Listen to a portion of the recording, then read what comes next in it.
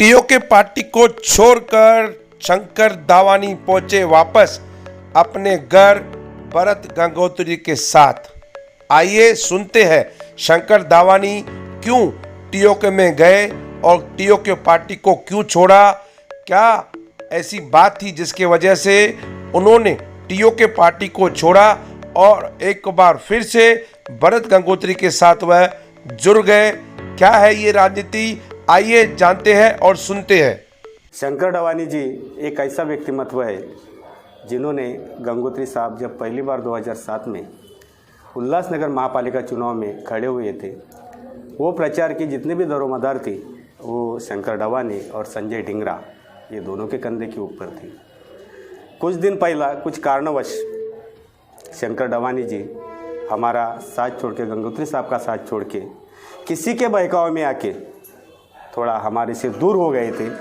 लेकिन उनकी गलतियाँ, मैं गलतियाँ नहीं बोलूँगा, वो जो कर रहे हैं वो उनको ही किधर तो भी समझ में नहीं आया कि भाई मैं सही रास्ते पे नहीं चल रहा हूँ, मेरा जो भी रास्ता है ये गलत रास्ता है। और उनको रियलाइज़ हमारे जो पैनल नंबर 17 के जो मतदार है उन्होंने करके दिया है कि शंकर गंगोत्री साहब है, गंगोत्री साहब का साथ ही अपने पैनल का, उल्लासनगर शहर का विकास कर सकते हैं। तो आप दोनों की शक्ति अगर एक साथ में हो जाती है तो आजू बाजू के पैनल नंबर 16 हो, 17 हो, 18 हो, 19 हो, हर जगह पे गंगोत्री साहब अपने कैंडिडेट भारी वोटों से चुन के ला सकते हैं। और ये बातें जब शंकर दावानी जी को रियलाइज़ हुई तो उन्होंने कुछ भी डिले नहीं किया और सीधा गंगोत्री साहब के साथ में जो 2007 में दोनों की मजबूत पकड़ थी वही पकड़ आज 26 जनवरी के गणतंत्र दिवस के इस शुभ अवसर पर वापस मजबूती से खड़ी हो गई। मुझे गर्व है इस बात का कि आने वाले समय में प्रभाग क्रमांक 17 के जितने भी हमारे मतदाता है उल्लासनगर शहर देखेगा, जब अच्छे लोग एक साथ जुड़ जाते हैं तो विकास कार्य की गंगा तो गंगोत्री साहब ने पैनल नंबर 17 में पहले ही शुरू कर दी है।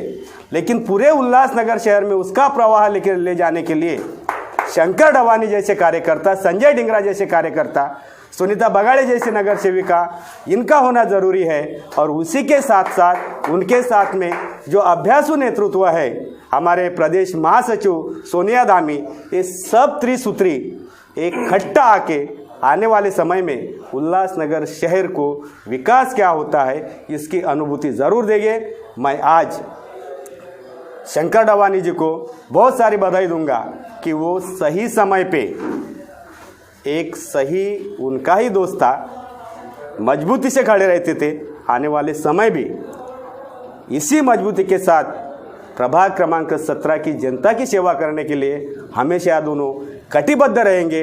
ऐसी मैं आज उनको तहे दिल से शुभकामनाएं देता हूँ। पहले तो महेश मूलचंद जी, मैं आपको ये बताना चाहता हूँ, ये जो राजनीतिक कैरियर है भरत गंगोत्री और मैंने साथ में मिलकर शुरुआत की थी।